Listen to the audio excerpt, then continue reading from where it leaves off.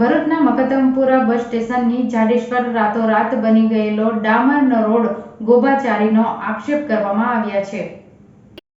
વાહન વ્યવહારની સતત ધમધમતા મકતમપુરા રોડના એક ટ્રકનું નવીનીકરણ કરવામાં આવી રહ્યું છે, તેની કામગીરી ચાલી રહી છે, જે અંતર્ગત મકતમપુર બસ સ્ટેન્ડથી જાડેશ્વરનો રાતોરાત બની ગયેલો ડામરનો રોડ યોગ્ય કાર્પેટિંગ અને પેકિંગ વર્ક ના કરાયો હોવાનો આક્ષેપ સામાજિક કાર્યકર યોગી પટેલે કર્યો છે। તેઓએ જણાવ્યું છે કે રાતોરાત બની ગયેલા આ રોડ ઉપર સરખું કાર્પેટિંગ ન કરાતા રોડનો ડામર પીગળી જતા વાહનોના ટાયર ચોંટી જતા ટાયરને નુકસાન થવા સાથે અકસ્માતના ભયનો માહોલ વાહન ચાલકોને સતાવી રહ્યો છે।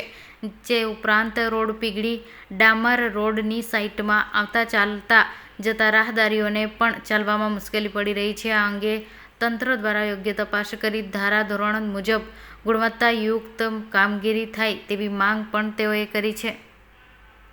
મકતમપુર પાટિયાથી જાડેશ્વર સુધી રાતોરાત બની ગયેલા ડામરના રોડની અંદર ગંભીર બેદરકારી સામે આવેલી છે। રોડ પર સરખું કાર્પેટિંગ કોન્ટ્રાક્ટર દ્વારા ન કરવામાં આવતા રોડ પીગળવા માંડ્યો છે।